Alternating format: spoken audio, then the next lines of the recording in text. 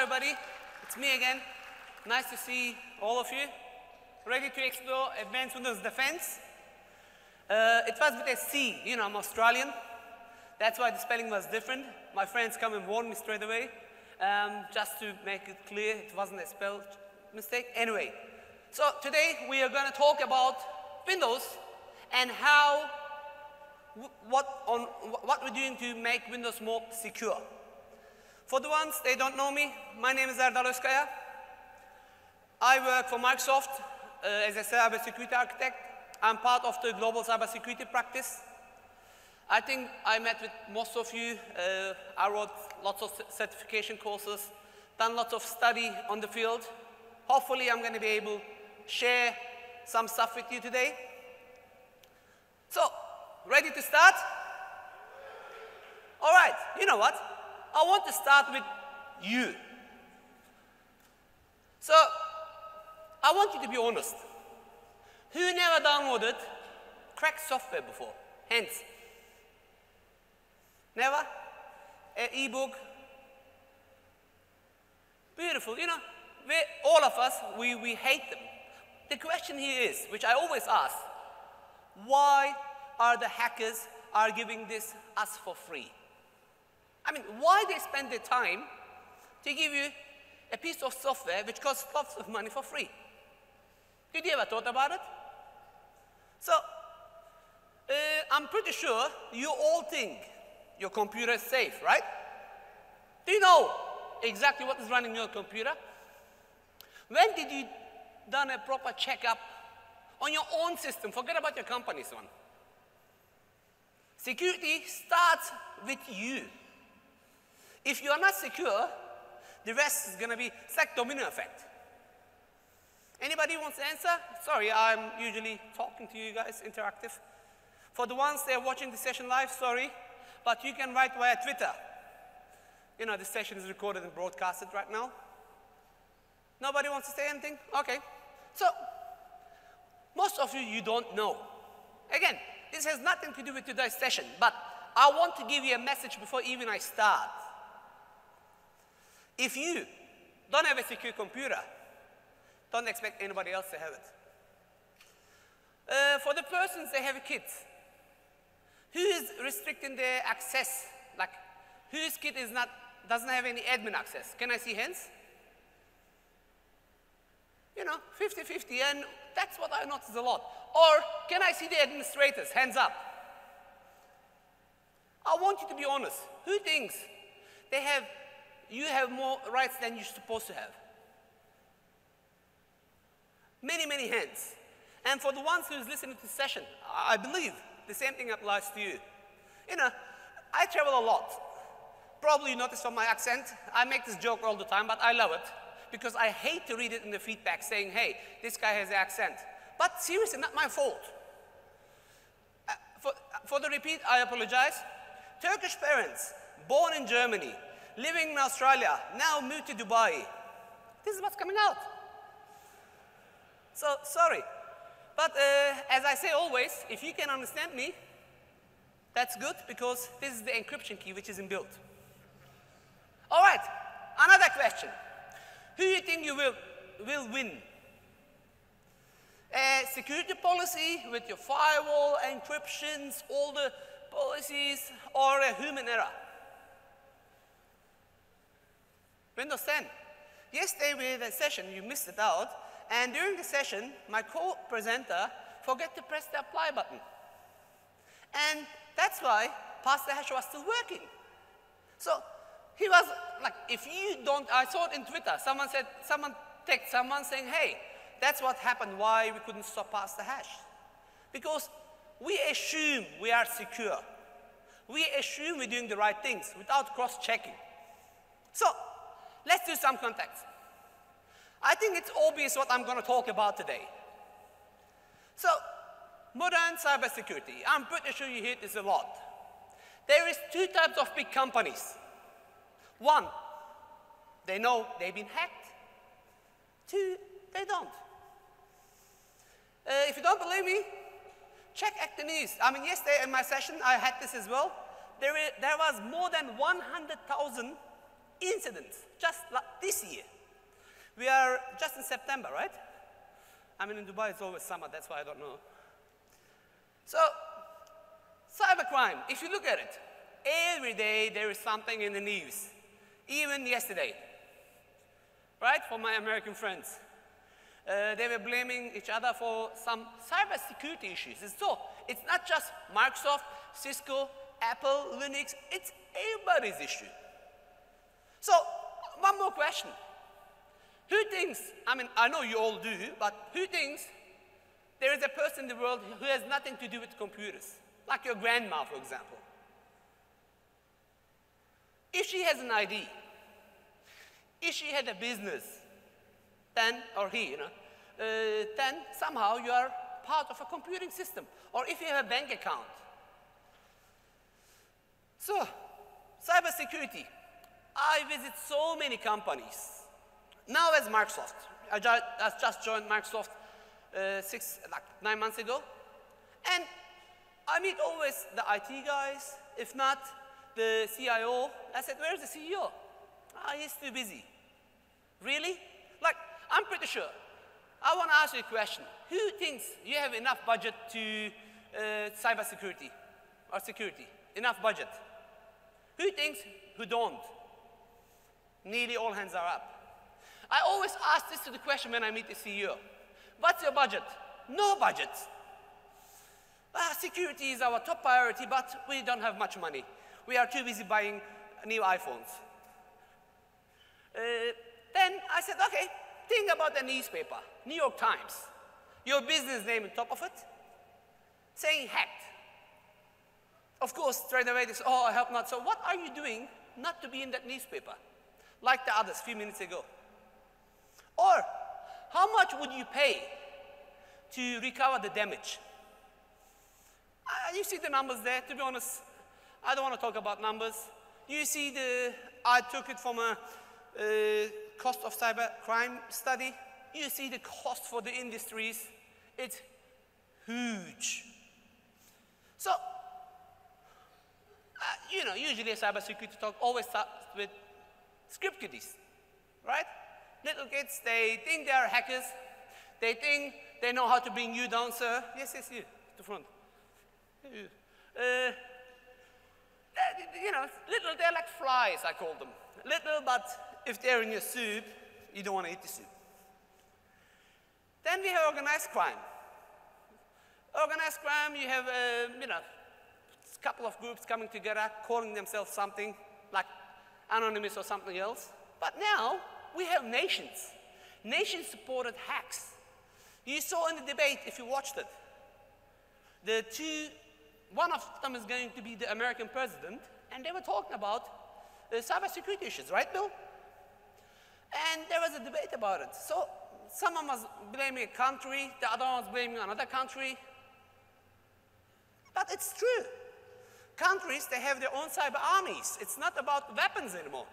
Just before I joined Microsoft, I was working with NATO, NATO. I was invited there. I done a case study. I found out that the huge cyber mission, the Sukhoi bombs, the big truck which carries the bomb, it was hacked. Can you imagine?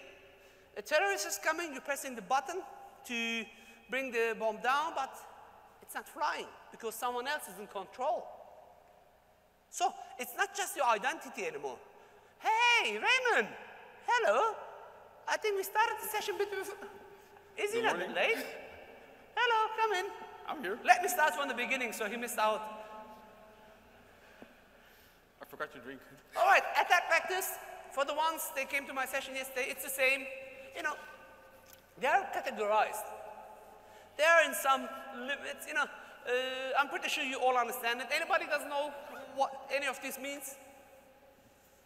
You're going to be able to download the slides anyway. So, you, the poor IT administrator, the IT decision maker, the security administrator, you have so many stuff to deal with, right? User logins, cloud, spam, system updates, malware, data encryption, multi-factor authentication, blah, blah, blah. Who thinks you have enough time at work to explore more. We take all your time. When I say we, I mean the companies, not Microsoft, okay? But how does the hacker work? They have one mission, one vulnerability to work with, one attack to be successful with. And it takes some time, but most of the time, based on the studies, it takes, once the attack starts, up to 48 hours to be successful in your network. Then, in an average company, it takes more than 200 days to detect the attack. Past hash, for example. It's very easy. Yesterday we did demonstrate it, and the session topic was all tricks which doesn't work with Windows 10 or not. Someone complained in the evaluation saying this is all trick. Really? That was the session name. So all tricks still work. You guys, you think all the attacks are sophisticated. Trust me, they are not. Of course, there are APTs which is very sophisticated, but I'm talking about the general, I'm doing a PhD in the field, 2 masters. I spent lots of time besides being at Microsoft, the academic study. Everybody thinks like when you get sick, little flu, you think you are the, especially if you're married, you tell your wife or your husband, oh, I'm sick, I'm gonna die. Hey, it's just a flu. Same applies to hacking. If your company is hacked, oh, we are in danger, but no. So what can you do? Or what are the attackers doing? You want to find out? Yes? Okay. Beautiful. There is attack kill chain. Reconnaissance, information gathering. Before you hack anybody, you have to first find out about the network. Right, Antonio? Then you have to be able to bypass the defenses. So to be able to bypass the defense, you have to know what they're running. Once you're inside, you have to understand how the communication is happening. And of course, it's like the bank. When you go to a bank, you want to know where the safe is to get the money out. When you're inside the network, what do you want? Active directory. That's the safe, right? Because once you get the enterprise admin account, 3 dot. So here's a brief story. AJA Corporation. I made it up. Insurance company, founded in 2002, has lots of budget, lots of employees. And he's the hacker. I hope you will like the name. During the day, he's a security researcher. His job is to analyze APTs. He's a Kerberos expert. But hey, he does not feel honored in the company. They don't treat him well. As a result, at night, he's becoming the Batman. No. He's becoming the bad guy. What is this bad guy doing? Writing an exploit, for example. Send an email out. I know, this is an old story. If you came to my sessions, I talked about that before. But hey, it is still working. You know why? Because you all think it's an old thing. It's not going to affect us. And I'm pretty sure one of you is going to write in the evaluation, hey, Erdal, this is old tactic. But hey, it's still working. You know why? Because of you. You are still foolish. You still fall into the trick. You assume it's correct. You assume it has been taken care of. Yesterday, I done a Windows 10 example. In the keynote, you saw past hash was blocked. But you have to take the necessary step. Enable Credential Guard to stop the past hash. Then your device been hacked, the connection has been established. This could be a browser attack, could be malicious attachment, and at the end they will steal your credential. Once they steal your credential, they will expand into your network. They will try to exploit some, plant some kernel mode malware. They will use past the hash, and you want some water? It will help you to digest. I hope you get the joke. Once you're hacked, it's too late. You can change the story. It's the same thing. You know how it all starts? Why a single email? You send it, someone receives it, someone clicks on it, and I don't know if you noticed, NATO. So, who believes you will not be infected like that? I want to see hands, seriously. One or two, nobody? Okay, here's a case study from Verizon from last year. If an attacker sends 100 emails, 23 people will open it, 11 people will open the attachment, and it will all happen within the first hour. So, do you really want me to move ahead and talk more? I'm not here to scare you. I'm here to shake you up. Wake up, guys. I need your help.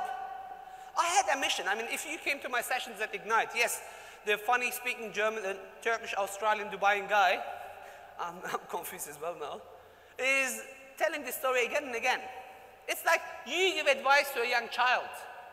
Don't touch its hot. They will do it. Study. They will not. But as a parent, as a father, as a brother, whatever, it's your job to repeat it again. I feel I'm your brother, the younger one. And I'm repeating it because it's your job. Okay, let's talk about Windows defense. What do we do at Microsoft? We know the stories. We always assume we are hacked. So we have assume breach. We believe in assume breach. So what we do is we have protect, detect, and response strategy. So first of all, you have to be able to protect the attack, to be to protect your defenses, your attacks. To be able to protect it, you have to detect the attacks. And you have to know how to respond to it. Here's Windows Server 2016. I'm not going to talk too much about it, but it was announced this week. Credential Guard, we had a demo yesterday. Please go watch the session. It prevents pass the hash while just enabling a group policy. It is a virtualization-based security.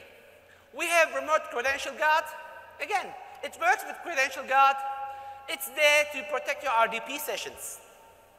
We all suffered with some RDP attacks in the past. Or if you're not using the right mitigation, maybe you are still part of these attacks. JIT, J-I-T, or just enough administration. Remember I asked a question in the beginning? It will, look at the right, the orange side. It will just give you the required job task, what you need to do. Yes, I know I saw some hands. They knew what they were having, but this is going to ensure that the admin has only what they need to have. The just enough administration works really well with just-in-time administration. Windows 10, yesterday I had with Raymond a very nice session, which we covered some in details. If not, please go ahead and watch the sessions later. There are many stuff. I'm not going to cover all of them today, but we invested lots of time to help you be more secure. Please, if you're an enterprise customer, it's already included in your licensing. Go ahead and enable it. Okay, assume breach. Microsoft. Now, as Microsoft, I know what we're doing to make Windows more secure. Remember I said we assume breach. And for that, we try to create a mitigation strategy. We have what we call SDL, Security Development Lifecycle. Our job at Microsoft is, before we ship anything out, to follow some procedures to make sure that whatever we ship out is secure. Of course, we know, I know that as a security professional, this is not always the case. Hackers are going to try to do their best to find exploits because they gain lots of money from that, right? Like ransomware.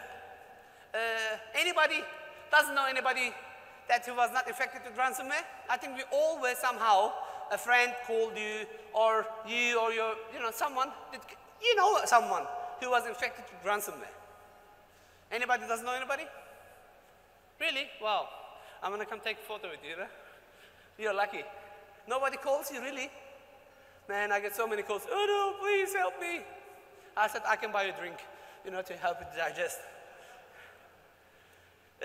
So, attackers are investing lots of time. But The one thing which we or any other company can't find out is how much money does the attacker spend. So we try, our strategy is to have a data-driven software defense. We analyze, then we build, then we evaluate with our offensive security team. So what do is, we have some external sources, like all of you. We gain some information from there. Then, of course, we have, I believe, now look, I'm Microsoft now. Last year I was not, and I was speaking this stage again. I'm proud to be Microsoft because we have such a great talent. Not you, Antonio. We have such a great talent, you know. We have our own red team, blue team. They don't know each other. We try to, red team is attacking, blue team is trying to defend. Where we, collect all this information to make Windows more secure.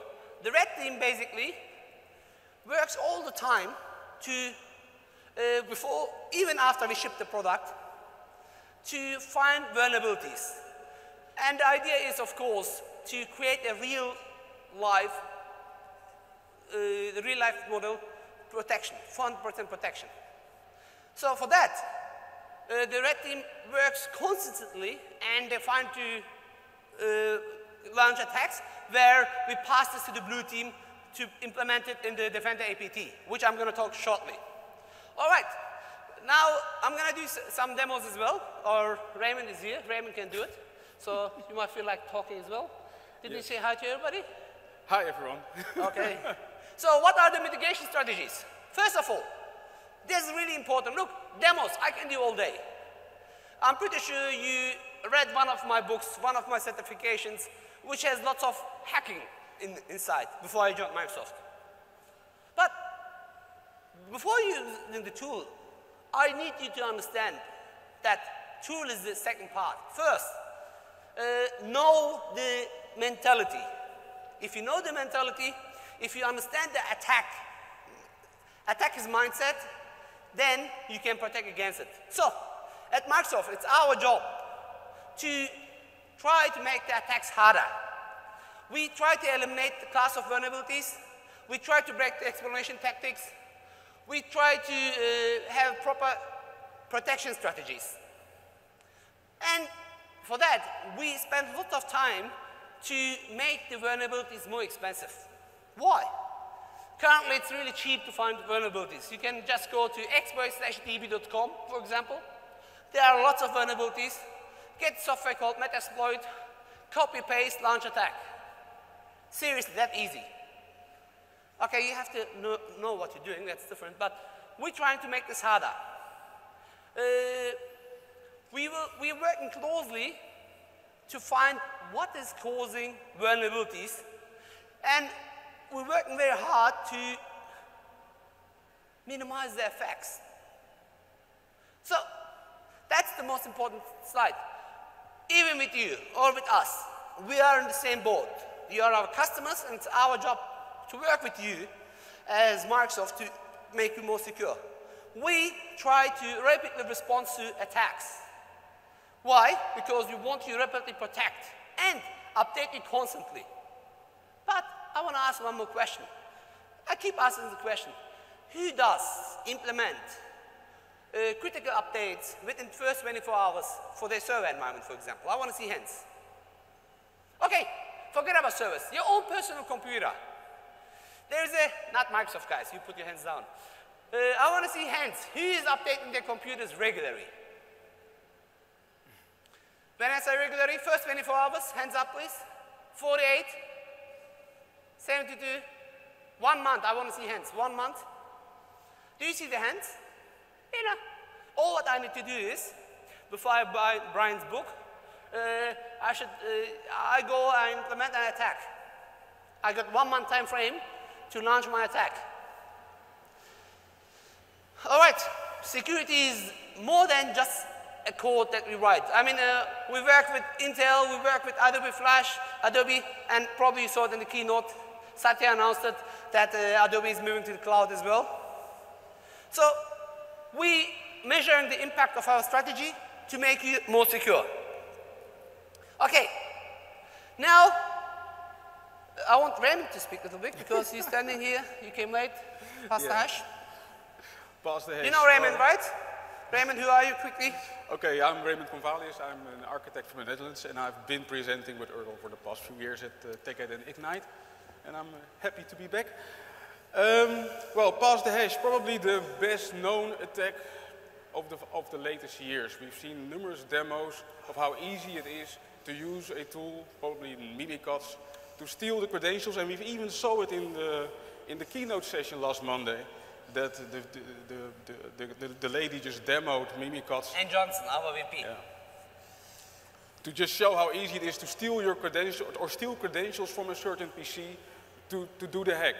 So actually what we have to do here is make sure that we protect those, especially domain credentials on the PC, so that the hack cannot be spread throughout your network. So usernames and passwords. What you steal with Mimicots are the secured password, the encrypted passwords that you can steal and that you can just reuse and be anyone you want to be on a network as long as that person has ever been on your system, if you are the local administrator on that system. So we've been doing all sorts of encryption, and it seems that the encryption doesn't help if you can reuse the encrypted password. So what happens on a network? Well, what you see happening most of the time with those hacks is that one certain system is being hacked. It can be a system of somebody who was the local administrator on purpose, who gets an email and gets trapped into something, and then that person, his credential is stolen, then the credential of somebody on the network is being stolen, and then all of a sudden the network is no longer yours. I don't know if you noticed, I put some Apple images there as well, Apple computers. So it's not just a Microsoft issue. So the whole thing is about what can you do to contain the administrator, to make sure that the administrator doesn't have access to anything that he or she doesn't require to have access to. So the good admin and the bad admin, basically. A bad admin is who has access more than they're supposed to have. Why? Because you make the environment more vulnerable. And a good admin is where what we use, for example, 2016 is only what you need to do. So essentially, in every hack you see what's happening is that the hacker tries to get local admin access to one single system. And as soon as that happens, the hack is being forwarded. Because at that time, the system is no longer yours. The hacker is able to read the secrets from the system and move on to the next part of the network. And that's a challenge. The challenge is how to make sure that the administrator becomes less vulnerable. You saw the social engineering, how it works. And you think only, when you watch someone else, you always think it's that someone else is vulnerable. When did you done the test to yourself? I want to see who is doing regular penetration testing in their organization. Not, you know, not too many hands. Who's doing internal penetration testing, security testings? Again, not too many hands. So that's why, I mean, we as Microsoft, we know that. That's why we try to create some mitigation strategies. Like with Windows 8, we reduced the clear text exposure. With Windows 8 again, we removed the credential deletion of sign-off. With Windows 10, we added remote credential guard. You have this. And not just remote credential guard, we added credential guard. Many other stuff as well. We talk about it. Okay. I missed your introduction. Ah, you were late. Good. So, move on. All right. So, what we do is we analyze all these attack types and we try to make you more secure. How? First of all, we remove the private key certification, public key from the bay. What we do is also, then we implemented Credential Guard. If you didn't watch the session yesterday, please go ahead and watch it. Basically, most of the current attack tactics, they are not working anymore. If a hacker steals your password, they have very limited time frame to be able to use it.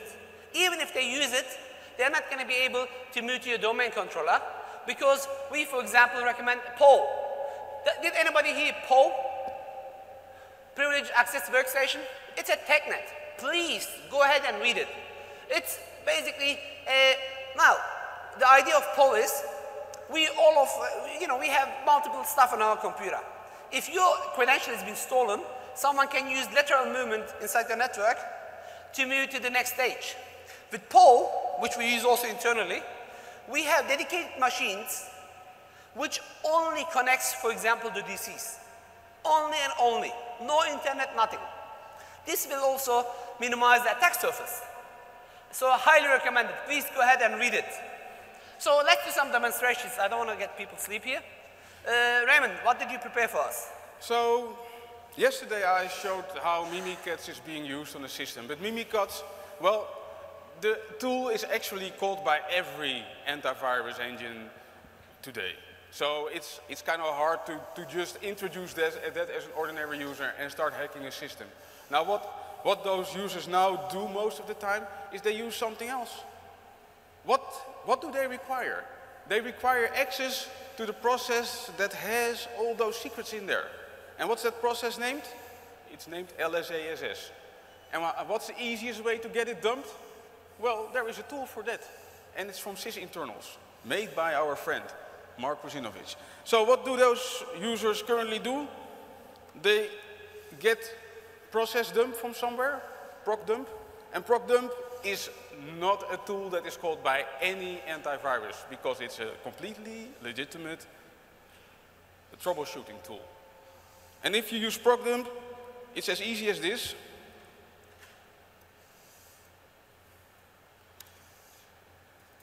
You tell proc dump to dump LSASS. Zoom in, please. And the result is a file. And that file can be emailed to the hacker. And now the hacker is able to just take that file, get the credential from that file, and start moving on the network on any system. That doesn't have to be a corporate system. It can be any system, it can be his own system somewhere on the network. So this is the easy way to create the dump. Now, what is Microsoft doing about this? Well, they did a lot of things in Windows 8, like making sure that you cannot get the clear text password and stuff like that, but the encrypted credentials are just as dangerous.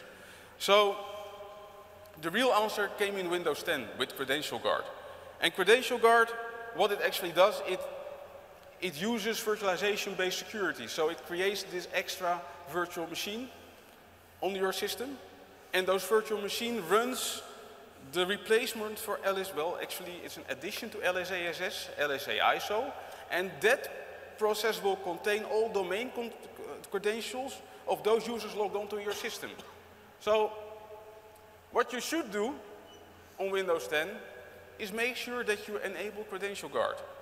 And there are a few ways to find out if you are capable of doing Credential Guard. Well, you have to know a few requirements. The first requirement is that you must have UEFI on your system, but that's probably, I hope so, normal nowadays. And your system must be capable of doing virtualization. And you can test that using MS Info 32. I showed that in the session yesterday. Or you can use the Device Guard and Credential Guard readiness tool. And this tool is a PowerShell script, and I will show it now. The DG readiness tool, and you can actually test if your system is capable of doing Device Guard, like this, Credential Guard in this case, Credential Guard. So this is the command. Device Guard readiness tool, dash capable, dash CG for Credential Guard. And if you start running this, it does every possible test to make sure that your system is capable of doing Credential Guard. Now I see red lines here, which might raise a flag, but the red lines here say, well, your system does not have a TPM. And the fact that it doesn't have a TPM is not a requirement for Credential Guard. It improves security, but it's not a requirement.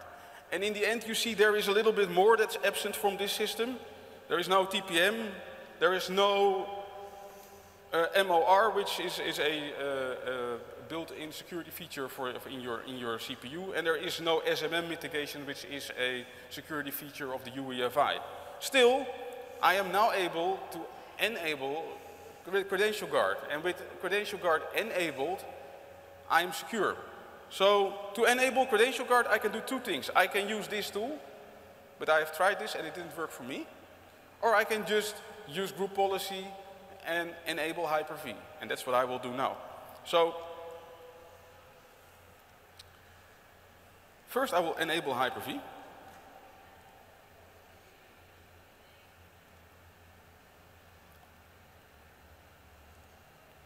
And you just have to enable the Hyper-V platform. You don't need the management tooling. There is no need to have Hyper-V Manager on your system, because the only VM that will be running there will not be managed by you. And the other thing you have to do is enable the group policy to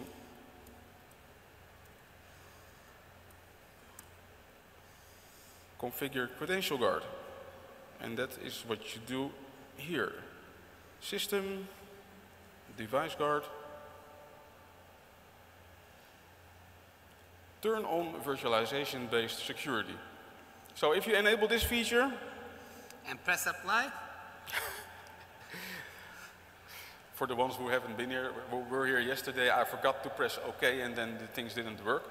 But I enable virtualization-based security, make sure that secure boot is enabled as a minimum, and then make sure that I enable Credential Guard configuration.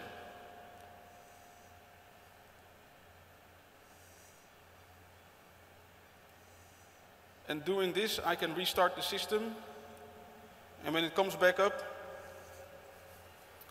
the hypervisor should be enabled,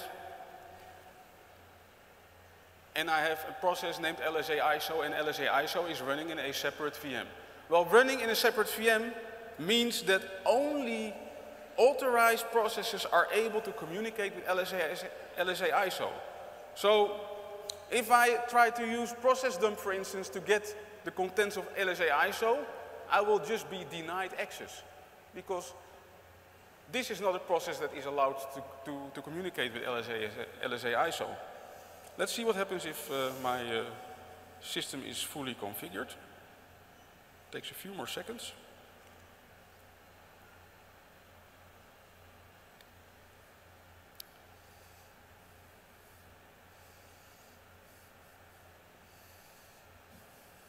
So here I am.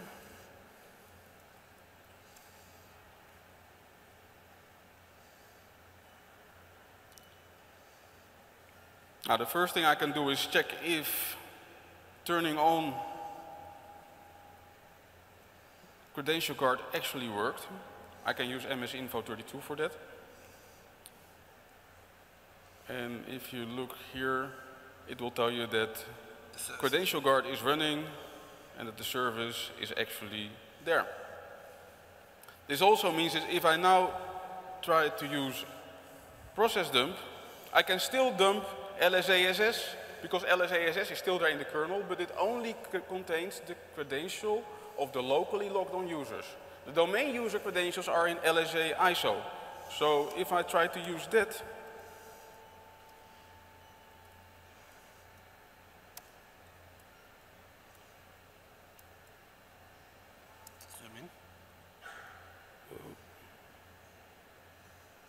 now a little bit too fast, but the result shows invalid access to the memory location.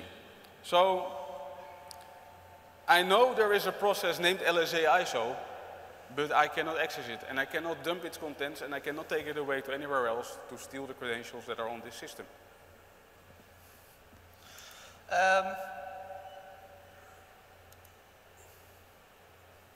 I think you got the idea. This is what we invested so far to make Windows more secure. Again, attack tactics, as I said, you can use VCE, for example. I mean, you cannot find it publicly anymore, but there's Windows Credential Editor where you could do pass the hash, or you can use Metasploit, or many different software to test it. Get a Windows 10 and test it yourself. Don't rely just on me, on Raymond.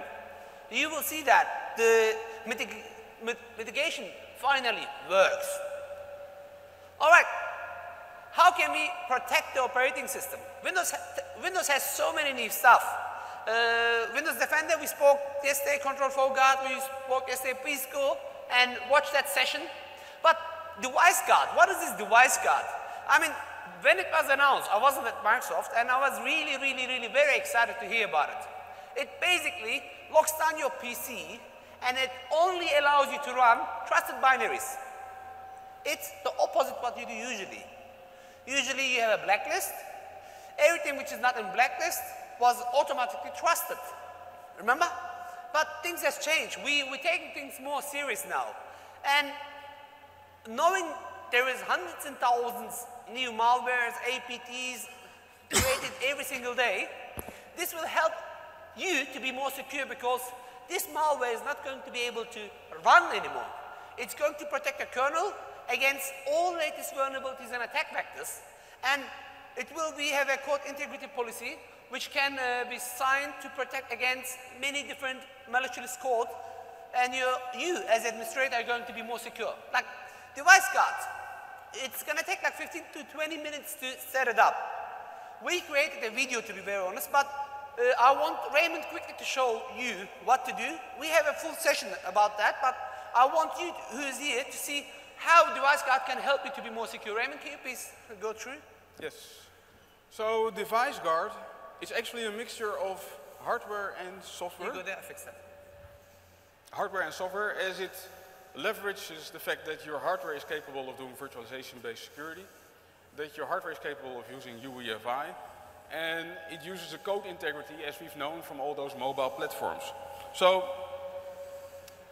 what you do here is if you start enabling device guard, first thing you have kernel mode security, which is actually boot time security, ensuring that only signed drivers are loaded during the boot of your system. And then there is user mode code integrity, which ensures that only software is running on your system that is there for your corporation. Now, first of all, if you start using device guard, the first thing to do is check if your system is device guard capable. So testing if it is device guard capable is something that you do with the same tool that I just showed. Only this time, I'm using the tool and I'm checking if it's capable to run device guard instead of Credential Guard. And here the outcome of the test is that this system is totally capable of doing device guard, but there are a few features there that I have to be warned about. Well, the first thing, it says, well, you're capable, but there are a few kernel drivers there that you have to be aware of that are not covered by device guard. So, if I now move on and I start enabling device guard, the first thing that I do is I have to do a scan of my system. And during this initial scan, it scans my system for all things there on my computer, every file, every executable, every kernel driver, and it takes everything that's there, and then you start running with this initial policy on your system. You do that in audit mode. Make sure that you run audit mode for a long time with device guard, because as soon as you start enforcing with device guard, well, you may run into situations that stuff doesn't run that's supposed to be running, and that things break. So first of all, I'm running a script here, and the script scans all my system. This script, it will run probably for like half an hour on your system, so I cut down the time that it is running here. But it takes a sample of everything that's running here and it creates an XML file. The resulting XML file is something that you cannot use yet for applying as the device guard policy. When you have this file, you have to convert it from the XML file to a binary file. So that's what I'm doing here. I'm using the convert from CI policy. Let's see if I can zoom in, yes. Convert from CI policy to a bin. No. Let's see if it moves on. Yes. If I have this policy, I can now use this policy in a group policy. So you have a bin file, a binary file that says, well, those are all the valid files of my system. I apply it in a group policy. So I first copy the file to a location where it can be applied from, and I tell the group policy, well, take this file and use it as my code integrity policy. So I pick up the file, copy it to a temp folder.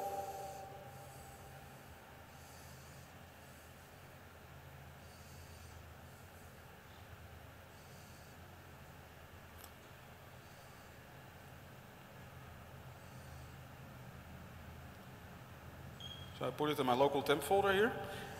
And then, after putting it here in my temp folder, I'm going back to the group policy and make sure that I make no typing mistakes.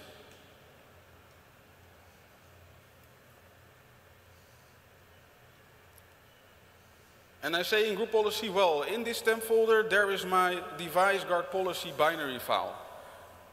So I click OK. And now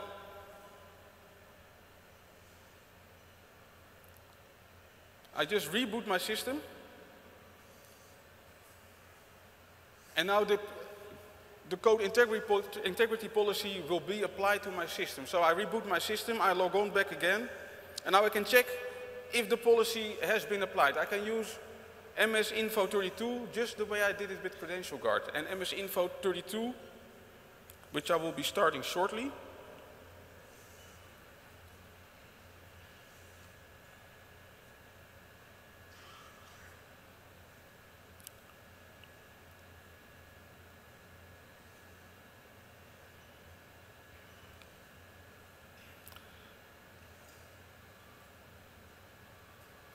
So I'm starting MS-Info32, and MS-Info32, it shows you, well, here in the bottom, it says Device Guard is running, and it's running in audit mode. So with Device Guard running in audit mode, you actually log every application or every executable that is being started on the system. And I can check that in the event viewer. So in the event viewer, I can search for the code integrity logs, and the code integrity logs will actually show that there are files there that are being started that are not on the list. And I can add those files to the list automated. There is a script for that. There is also a group policy, a PowerShell script that I can run to add all those files that were found in the event viewer and add them in an XML, and then add this XML to the original XML, create a new binary, and then apply that as a policy to your system. So in the end, you have a final XML and a final policy that should work and that you should be able to enforce to your system. If you remember, during the beginning of the session, I asked, what is running in your computers? Do you know that? And you know, the question had a purpose. And this is the way where can you see from a trusted source what is running in your computer. It's a beautiful forensic analysis. Yes, you can buy my book. I don't mind. Okay? Read the book. Can I, question? Yes, sir? Sorry. 1 second, please. I cannot hear you.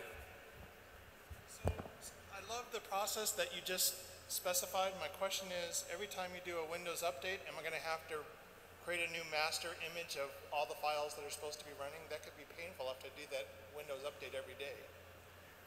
All right. Windows update is in a trusted binary, so it should not affect you. Okay? But if you keep, if you're building a new image with new software, or then yes, I think I got the question right. Windows update is in a trusted binary. We trust Windows update. I mean.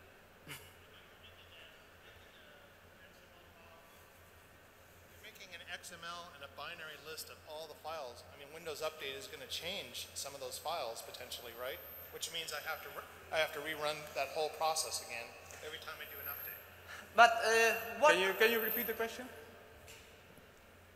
So the question is, after you've created that XML file and created a bin file for the policy to run against, if I do a Windows update and the Windows update changes, you know, X number of files, do I have to go through this process every time?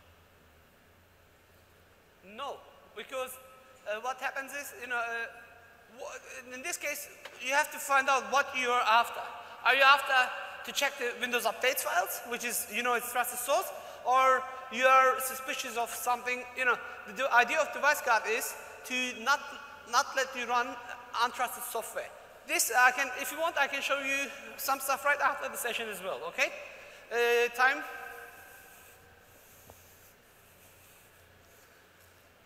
So, ATA. Again, we spoke about it yesterday. There is another session going on about ATA as well. It's there to give you, again, another side of what is running in your computer. It's cloud-powered, really good for investigation. So, quickly we can show you, if you can open that website, please. Oh, 1 second. Not too fast. So it will quickly show you what has run, like past hash, for example, or any known attack is going to be listed and logged in for you. You can use ATA to block it or to alert you. And it's, again, you need, I think, enterprise license to have that with some extra money. Yesterday, many people were saying it was cheap. To be honest, I don't know what the price is. So what you have to do is go to securitycenter.windows.com. If you have access to the website, you can log. Oh, it's 5, 6. You can come to the website. You can see the machines at risk, what has run, from where it has been run, what kind of suspicious files. You know, it's another way for you to see what is running in your Windows systems. And yesterday we talked about it.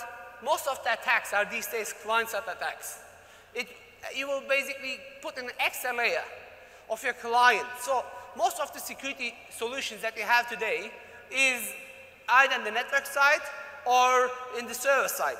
This is something extra to protect you from the Windows side. And again, as one Microsoft vision, we have the Exchange Online APT, Windows, and ATA. Saying ATA, what is ATA? Advanced Threat Analytics. If you remember, I was talking in the beginning about attack vectors. So I call ATA, think about like banking system. Anybody coming from Europe here? I know we have many people. Sir, when you first swiped your credit card, what happened? The bank probably SMS you or called, they say, are you in America? Someone's trying to use your credit card. Because the bank fraud system checks your behavior, knows that, hey, you live in Germany or Dutch, you know, one of the countries, and they call you straight away. ATA is like that as well. It looks on your behavior, it does a reconnaissance. Basically, it scans against all known attacks. If there is any abnormal things, such as that gentleman coming to Atlanta, or someone logging at 3 a.m., or an admin deleting 2,000 accounts, I'm just making the number up, or an end user downloading, such as Snowden, 1.5 terabyte data, this can be flagged. And if there is any lateral movement past the hash, this will also log and flag this information as well. If there is any brute force attack or privilege escalation attacks, different methods, this will log it too as well. I got a quick demo for you here. Just to show you again, this is not an ATA session. My computer turned off, 1 second. You steal the power. I will come to this. Okay, it's opening. Can you turn it on while I continue with the story? Yes. Let me continue with the story. My computer. Basically, it's like ATA. It's the same engine anyway.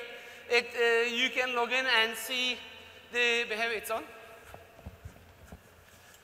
Use Windows Hello. Can you switch to my computer, please? Number 7. Yes. You're on. Am I? Hopefully, log in today. There it is. I love, to be honest, Windows Hello.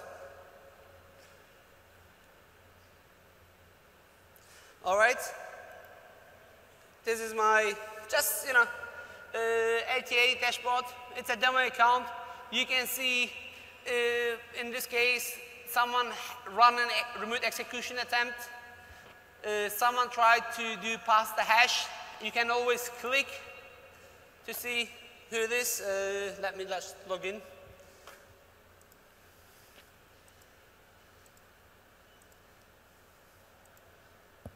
Hey. Anyway, while I'm here, let me try one more time.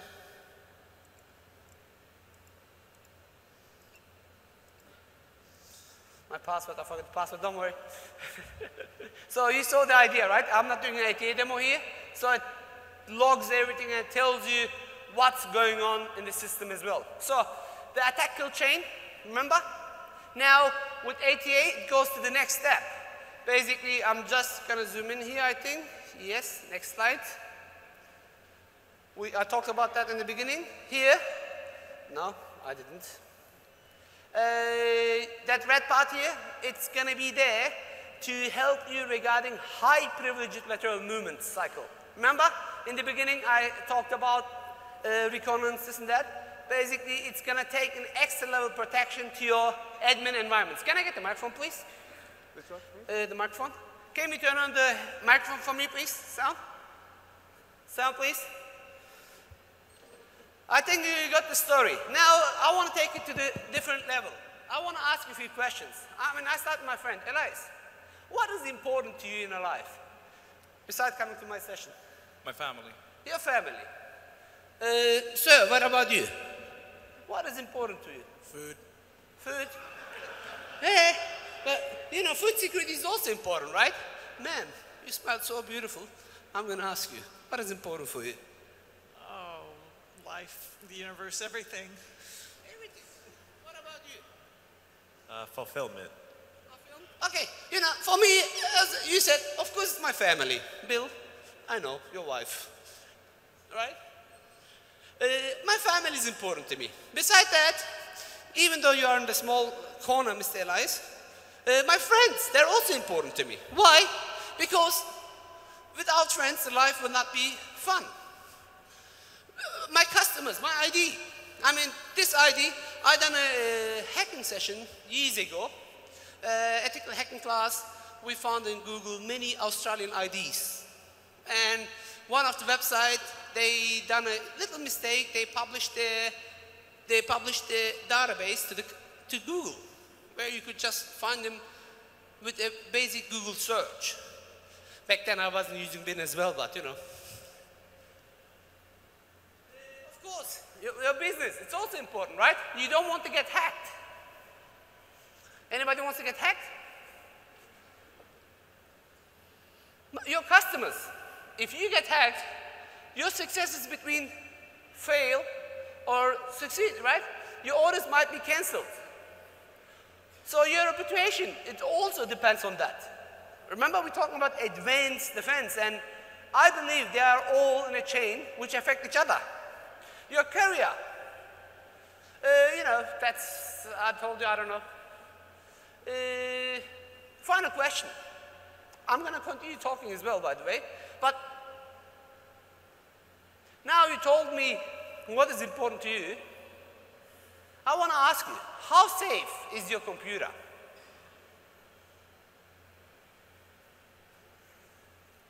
How safe is your computer?